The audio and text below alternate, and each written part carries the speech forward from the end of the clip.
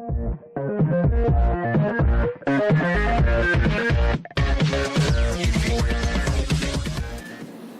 halo, assalamualaikum warahmatullahi wabarakatuh. Halo teman-teman, ketemu lagi dengan aku Neni Hermawati. Nah teman-teman, di video kali ini kita akan ngebahas sesuatu judul yang bisa dikatakan cukup menarik karena termasuk pada beberapa yang juga menanyakan perihal ini, yaitu tentang suka duka kerja di data analis research market research ya. Jadi kita akan coba untuk suka dukanya seperti apa kayak gitu. Jadi nah, untuk yang pertama, teman-teman, suka dukanya, kita mungkin bahas sukanya dulu ya. Untuk yang pertama, sukanya jadi data analis di market research itu adalah banyak banget ilmunya. Jadi yang pertama itu banyak banget ilmunya.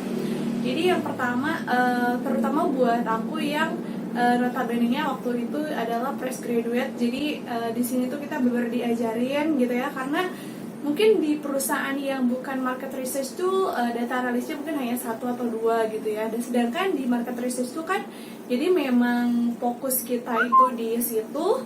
Jadi udah pasti data analisnya banyak banget. Jadi banyak sehingga kita akan diajarin terus gitu. Dan bahkan sampai sekarang aku juga masih belum pegang project sendiri gitu ya, jadi masih bantu data analis senior gitu, jadi belum bisa pegang sendiri sampai aku benar-benar mungkin insya Allah di bulan Agustus ini aku akan mulai, sebenarnya dari sekarang sudah mulai jadi kayak pegang bikin questionnaire dan lain-lain, tapi baru bener-bener ngolahnya itu di bulan Agustus. Insya Allah aku udah mulai analisis sendiri kayak gitu. Jadi yang pertama itu adalah banyak banget ilmunya. Yang kedua, jadi sukanya jadi data analis yang kedua itu adalah, jadi di data analis ini yang paling aku suka karena data analis di tempat aku kerja di bidangnya itu market research, itu jadi bebas berpakaian gitu ya. Jadi maksudnya nggak ada aturan yang kita harus pakai sweater, misalkan outer atau enggak emang harus banget misalkan pakai kemeja. Hari ini ya nggak ada sama sekali. Jadi ini aku suka banget sih di tempat aku kerja sekarang. Jadi karena emang apa ya namanya, jadi bener-bener nggak ada aturan, sekalipun aku mau ke kantor terus pakai sendal sekalipun tuh nggak jadi masalah gitu ya. Yang penting kalau meeting kita kalau ada meeting, nah baru kita pakai sepatu dan lain-lain. Kalaupun emang nggak malu sih sebenarnya, kalau mau teman-teman pakai sweater sendiri juga sebenarnya sah-sah aja gitu ya, tapi ya kali gitu kan. Nah jadi itu sih yang paling aku suka, jadi nggak ada aturan berpakaian sama sekali, jadi kita santai banget gitu di apa namanya, kerjanya santai banget. Posisi santainya kita boleh berpakaian santai gitu ya, jadi nggak ada aturan yang benar-benar mendetail seperti teman-teman kerja di perbankan harus A harus B kayak gitu. Ini di sini nggak sama sekali. Jadi seneng lah ya, aku juga bisa pakai gamis, bisa pakai ya pokoknya pakai pakaian apapun sah saja gitu. Itu yang paling aku suka yang kedua. Nah terus untuk yang berikutnya, yang ketiga itu yang sukanya jadi data analis itu mungkin ini buat kalian yang memang nggak suka ngomong atau nggak suka banyak berinteraksi dengan banyak orang tuh kayaknya data analis itu cocok banget sih buat kalian, terutama yang suka ngitung juga. Karena jadi data analis itu kita nggak harus ngomong, nggak banyak ngomong gitu. Sekalipun aku sering banget bikin video kayak statistika itu kayak memaduin antara kemampuan berbicara, kemampuan kita untuk menganalisa, kemampuan teknologi, dan juga kemampuan kita untuk mendeskripsikan. Itu benar, tapi di data analis sendiri sih sebenarnya tidak dituntut untuk kemampuan bicara ya. Kemampuan ngomong kita tuh nggak dituntut sama sekali, karena sebenarnya yang nanti mempresentasikan ke klien itu ada lagi bagiannya, jadi terpisah dari data analis, namanya riset eksekutif gitu. Jadi mereka yang akan mempresentasikan ke klien kayak gitu. Jadi nggak ada, bahkan teman-teman aku sendiri yang emang notabene banyak ngomong gitu ya, seneng banget berbicara gitu, jadi bener-bener kayak fokus aja gitu ngerjain apa yang harus kita kerjain, nggak banyak bicara. Kalaupun harus bicara juga paling kita hanya discuss dengan teamworknya kita. Oke. Nah, untuk yang keempat itu adalah kita sebagai data analis tuh enaknya kita nggak harus bikin redaksi panjang lebar gitu ya. Jadi gini nih teman-teman, kalau misalkan orang banyak nanya, teh jadi data analis itu sama kayak skripsian tiap hari nggak sih? Nggak sama sekali. Mungkin fokusnya iya, tapi untuk pengerjaannya beda gitu. Kalau misalkan, terutama ini di market research ya teman-teman, jadi karena akan beda data analis di perusahaan yang memang mereka analis untuk diri sendiri, tapi kalau market research kan untuk klien gitu. Nah, untuk jadi di market research ini, jadi benar-benar kita itu tidak di apa ya namanya, tidak dituntut untuk memiliki kemampuan untuk apa ya namanya, membuat redaksi gitu ya. Jadi nggak harus kayak menjelaskan ini itu grafik kita jelaskan di bawahnya deskripsinya kayak begini, nggak sama sekali. Karena data analis itu kita cukup dengan membuat sampai membuat report, dan reportnya itu sendiri hanya dalam bentuk grafik dan sejenisnya gitu ya. Jadi nanti hasil analisis dan grafik yang mungkin kata orang statistika, grafik itu bisa menjelaskan ribuan kata-kata, dan ribuan kata-kata itu nggak perlu kita masukkan di situ gitu. Jadi dan kalaupun itu memang harus dijelaskan, nanti jadi tugasnya riset eksekutif. Jadi mereka yang akan menjelaskan ke klien, seperti ini loh, ini hasil data analis kita gitu. Nah, terus yang kelimanya itu ini adalah yang terakhir mungkin ya, sebagai sukanya di data analis itu apa? Yang terakhir adalah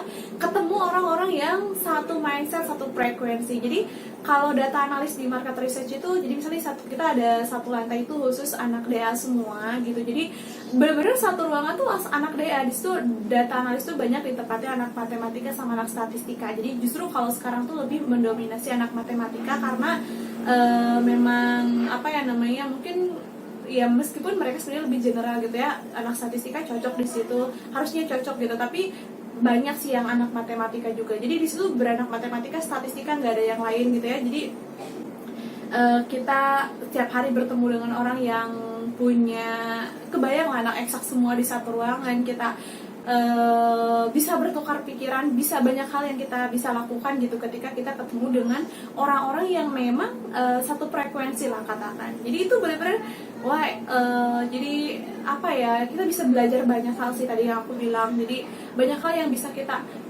sharing kan, banyak hal yang bisa kita discuss gitu ya, diskusikan dan sebagainya gitu. Nah, jadi biar videonya ini udah kepanjangan banget, jadi itu adalah sukanya jadi data analis. Oke, sekarang kita lanjut. Tadi adalah sukanya gitu ya, jadi data analis. Nah, sekarang dukanya apa sih? Pasti ada lah yang namanya kerja, ada suka dan duka. Jadi dukanya jadi data analis itu, yang pertama, I don't have time to improve myself mungkin ya. Jadi kita benar nggak punya waktu buat mengimprove diri kita sendiri gitu, mengimprove skill terutama ya. Jadi aku termasuk orang yang dulunya tuh kayak pengen banget nyoba banyak hal gitu, kayak pengen nyoba belajar editing, nyoba SQL mungkin untuk ngoding, mencoba kemampuan lain di luar kemampuan utama kita gitu. Dan tapi pas begitu jadi data analis bener nggak bisa gitu, bener nggak bisa. Bahkan untuk maintenance bisnis aku sendiri aja bener-bener keteteran gitu. Dan tapi it's okay, jadi aku enjoy gitu ya di pekerjaan ini, dan mudah-mudahan nanti ada jalan keluar gimana caranya biar aku tetap bisa mengimprove diri aku sendiri gitu. Karena aku nggak tahu ini karena di tempat perusahaan aku memang aturannya seperti itu, atau mungkin memang karena di semua perusahaan market research itu seperti ini gitu. Nah, buat teman-teman juga yang udah yang udah kerja di bidang yang sama, data analis market research, kalian boleh kok kalian komen aja di kolom komentar apakah kita sama gitu karena notabene-nya market research, atau mungkin karena itu adalah peraturan di tempat kerja aku aja kayak gitu ya. Nah, itu yang pertama. Nah, yang kedua adalah nggak enak. Yang kedua apa? Jadi data analis itu teman-teman, kita butuh fokus yang tinggi ya, bener-bener butuh fokus gitu. Jadi kita nggak bisa tuh kalau misalkan kita ngerjainnya tuh kayak ya udah asal aja gitu, nggak bisa. Karena setiap yang kita kerjakan, setiap output yang kita keluarkan itu benar-benar step by stepnya itu bener-bener dipertanggungjawabkan gitu ya. Jadi kayak jangan sampai hasil analis kita tuh salah, karena gak akan ada perusahaan yang mau bayar sekian harganya sekian tuh beneran nggak ada gitu. Kalau cuman buat, karena kalau data kita salah itu kan jadi data yang sampah gitu. Buat siapa yang mau bayar sampah, nggak ada gitu kan. Nah itu jadi bener kita butuh fokus yang tinggi, belum lagi deadline, karena kadang satu project atau kita ngelakuin data analis itu kita cuma dikasih spare waktu salah 1 minggu atau sekian hari gitu, jadi harus fokus gitu. Jadi jarang banget nih diantara data analis 1 dengan data analis 2 tuh kayak ngobrol-ngobrol hal-hal yang gak penting gitu ya, kecuali kalau mungkin lagi istirahat, itu kan lain ceritanya. Soalnya lagi kerja kita sambil kayak discuss tentang apa nih yang lagi rame, nggak kayak gitu, kita berfokus sama kerjaan kita masing-masing. Begitu ada spare waktu baru kita ngobrol gitu di luar, kecuali kalau kita memang discuss mengenai misalkan nih gimana nih cara ini ada pengen tahunya, ini ada pengen tahu ini nih misalkan, tapi aku nggak tahu nih analisisnya pakai analisis apa, nah itu baru kita discuss di situ. Yang gak enak berikutnya dari data analis itu adalah sering banget lembur. Jadi teman-teman, kita tuh sering banget lembur. Mungkin buat anak kos kayak aku sih nggak jadi masalah ya, kalaupun kita harus lembur juga karena memang tidak ada prioritas lain gitu ketika nyampe di kos. Tapi kan beda lagi dengan mungkin teman-teman yang memang berkeluarga atau memang tinggal sama orang tua, itu akan beda. Jadi nanti orang-orang rumah mungkin akan kayak, aduh secapek itu ya, banyak banget sampai waktunya harus sampai malam ya, karena kadang kita jam 9 masih di kantor, kadang jam setengah 10, bahkan jam 10 lebih masih di kantor. Itu buat apa? Kita ngejar deadline. Jadi karena kita dikasih, karena satu project itu jadi ada bagian-bagiannya. Misalnya yang bikin questionnaire siapa, nanti kita bagian ngolah, dan nanti jadi semua orang itu harus tertata dan dari awal. Jadi DA cuma dikasih waktu sekian hari, dikasih sekian hari. Jadi benar-benar kita itu dengan waktu singkat harus menyelesaikan, kadang yang bikin reportnya itu yang banyak banget kayak gitu lah ya. Jadi ya mau nggak mau kita kadang harus lembur. Sebenarnya nggak ada yang minta lembur, sebenarnya nggak ada yang mengharuskan lembur, tapi kadang tuntutan pekerjaan atau tuntutan proyekan yang sedang kita kerjakan. Nah yang keempat itu apa sih nggak enaknya jadi data analis? Yang keempat nggak enaknya jadi data analis adalah, teman-teman tahu apa? Jadi data analis ini mungkin menurut aku termasuk pekerjaan yang mempunyai tingkat stres yang tinggi gitu ya, karena ya kita tadi berhubungan dengan fokus, kita harus fokus. Kadang kita kalau kerjaan numpuk, waktu yang kita punya nggak cukup untuk mengerjakan semuanya, kadang kita tidak bisa memanajemen stres kita gitu. Jadi butuh banget buat kita tetap have fun, gimana caranya kita biar kita selalu enjoy gitu ya. Jadi menikmati pekerjaan itu penting banget sih. Itu balik lagi ke kitanya, bagaimana cara kita memanajemen stres itu sendiri kayak gitu. Jadi penting banget lah untuk. Tapi kalau buat orang yang gampang stres sih kayaknya memang kurang cocok ya untuk kerja sebagai data analis gitu. Dan yang terakhir itu apa aja sih? Yang terakhir itu apa sih nggak enaknya data analis gitu? Yang terakhir itu adalah buat orang-orang yang senang ngomong kayak aku tuh, sebenarnya ada satu sisi gimana kayak kemampuan public speaking kita tuh nggak terlatih sama sekali, karena kita memang tidak dituntut untuk banyak bicara di situ.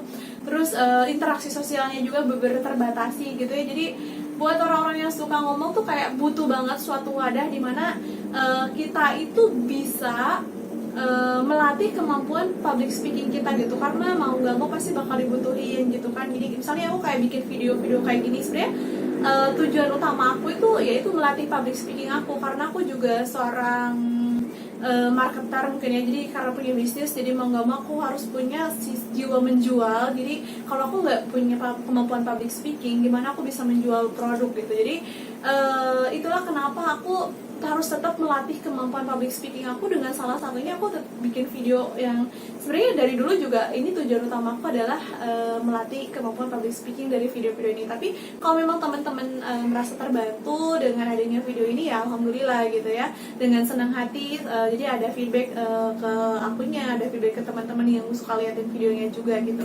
Nah sekali lagi teman-teman, kalau teman-teman mau tahu aku kerja di mana, mungkin nanti akan bahas di video berikutnya. Nah teman-teman sekali lagi terima kasih sudah nonton. Mungkin kita akan akhiri video ini karena udah cukup kepanjangan banget. Jadi itu dia 5 enaknya kerja di data analis market research, dan 5 juga nggak enaknya bekerja di data analis market research. Oke, terima kasih teman-teman. Buat teman-teman yang mau nanya-nanya seperti biasa, boleh banget, silakan follow aja akun Instagram Neni_Hermawati. Sekian, wassalamualaikum warahmatullahi wabarakatuh.